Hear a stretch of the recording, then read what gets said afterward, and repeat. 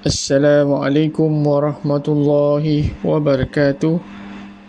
Kita akan mendengar sebuah buku bertajuk Islam yang Syumul oleh Cikgu Siddiq Baba. Islam sering menjadi agama yang disalah fahami. Ianya tidak dilihat seadanya sebagai suatu sistem kepercayaan dan cara hidup. Lalu, pemahaman terhadap Islam berlaku secara ritual dengan maklumat fiqhul ibadah yang terbatas. Tidak terlihat Islam itu pada watak dan amalan. Kumpulan artikel yang terhimpun dalam buku ini cuba memberi sentuhan dan fikrah mengenai Islam, baik yang bermula dengan akidah, ibadah, syariah maupun akhlak. Ianya diolah dalam bahasa yang mudah dan tidak mengurangi kualiti fikrahnya supaya terbentuk tasawur yang syumul. Moga-moga fikrah yang ringkas ini boleh memberi sentuhan fikir dan hati bahawa Islam yang ditunjangi oleh ilmu memberi makna yang tersendiri supaya manusia mampu kekal dalam keadaan fitrah bagi menjana tamadun yang terarah.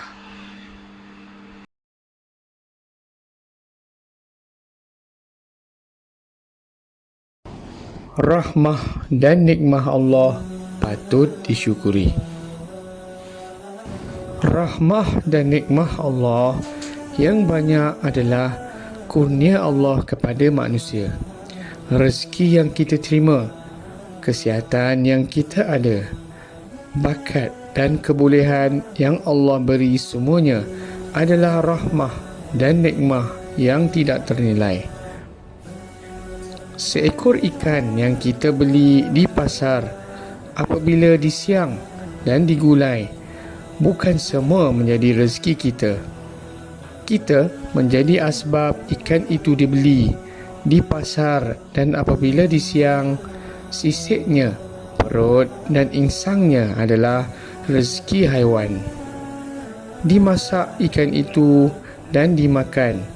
Tulang temulangnya diasingkan untuk rezeki kucing dan makhluk yang lain. Allah memberi jaminan bahawa setiap nyawa yang dicipta Allah berikan rezeki. Betapa ikan menjadi sumber rezeki makhluk yang lain, apalagi barang-barang ciptaan Allah yang lain juga memberi manfaat kepada semua yang Allah cipta. Isu yang berbangkit ialah berapa ramai dalam kalangan manusia yang rasa bersyukur terhadap apa yang diberi.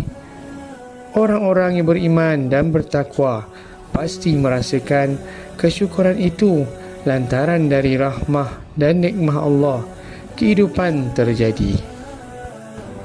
Ramai juga yang lupa dan lalai dan menganggap bahawa rahmah dan nikmah itu sifatnya semula jadi dan hadirnya secara kebetulan. Lalu rahmah dan nikmah hanya benda biasa dan tidak ada kaitan dengan kurnia Allah. Apabila tidak mensyukuri bahawa rahmah dan nikmah itu kurniaan Allah, jiwa kehambaan tidak akan ada dan rasa kekhalifahan tidak akan terjadi. Ia boleh menyebabkan manusia merasakan kudrat dirinya mendapat sesuatu tanpa datangnya daripada pencipta. Rezeki yang diterima adalah hasil usahanya semata-mata, dan kekayaan yang diperolehi adalah hasil kerja keras yang dilakukan tanpa kaitannya dengan Allah. Sikap ini apabila terjadi boleh menyebabkan manusia menjadi sombong, bakhil dan tidak bertimbang rasa. Ianya menyuburkan lagi sifat mazmumah, iaitu keji, dan menjadikan manusia hilang keihsanannya dan menjadi rakus. dan hilang pedoman dalam melakukan sesuatu. Sekiranya mereka menginsafi bahawa rahmah dan nikmah yang menyebabkan mereka senang dan kaya datangnya daripada Allah, manusia akan menjadi orang yang bersyukur, tidak sombong dan ego melulu, dan sentiasa merasakan bahawa setiap rezeki yang diterima datangnya daripada Allah dan dilimpahkan kembali kepada yang lain dengan niat kerana Allah. Natijah kesyukuran kepada Allah membawa manusia mengharapkan redha Allah.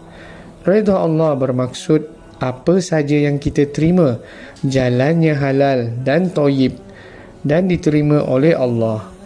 Ia tidak melibatkan riba, salah guna yang melanggar syariah. Apabila ini terjadi, manusia berada dalam keadaan redha dan diredai. Mensyukuri rahmah dan nikmat Allah ialah mengiktiraf Allah itu Khalik, tempat manusia bergantung dan memohon. Apabila ini terjadi, manusia akan memiliki keinsafan kepada diri. Tanpa rahmah dan nikmat daripada Allah, kehidupan manusia tidak akan terjadi. Hikmah kesyukuran kepada Allah itu menjadikan manusia menyedari bahawa tanpa Allah, manusia akan hilang tempat pergantungan. Dengan Allah, manusia mempunyai tempat mengadu, kerana dengan sifat manusia yang lemah, bantuan daripada Allah selalu diminta. Allah memiliki sifat Rahman dan Rahim, iaitu kasih sayang dan belas kasihan. Tanpa kasih sayang dan belas kasihan Allah, bayangkan nasib manusia dan kehidupannya. Menjalani hidup manusia cenderung lalai dan lupa. Banyak kesilapan terjadi dan kemungkaran berlaku. Kadang-kadang manusia tersedar lewat dan ramai juga yang tidak sedar langsung. Manusia tersedar apabila jatuh sakit dan mencari Tuhan. Manusia tersedar apabila rumah kata pergi, kubur kata mari. Kadang-kadang tidak berlaku muhasabah dan taubat. Penyesalan pada waktu itu sudah agak terlambat. Sebab itu pentingnya manusia didekati dengan dakwah dan tarbiyah. Dakwah dan tarbiyah menjadi asas mengajak manusia kembali kepada diri dan kepada Allah. Islam selamanya agama dakwah dan tarbiyah. Rasulullah sallallahu alaihi wasallam menyatakan, "Balighu anni walau ayah." Sampaikan dariku walaupun satu ayat atau pesanan. Mendekati mad'u atau sasaran yang berbagai harus dengan bijaksana. Memang asbab dakwah dari kita dan pemberi hidayat daripada Allah. Perjuangan ini penting diteruskan kerana tidak semua manusia ini berada dalam keadaan tahu dan sedar akan hubungannya dengan Allah. Mereka perlu diberitahu supaya akhirnya ikatan ubudiyah dengan Allah termeteri. Jika hal ini terjadi, barulah manusia memiliki rasa syukur kepada pencipta, kerana dakwah dan tarbiyah bakal mendidik mereka yakin terhadap pencipta dan yakin bahawa seluruh rahmah dan nikmah yang diterima adalah daripadanya dan manusia wajib bersyukur kepadanya. Sekian.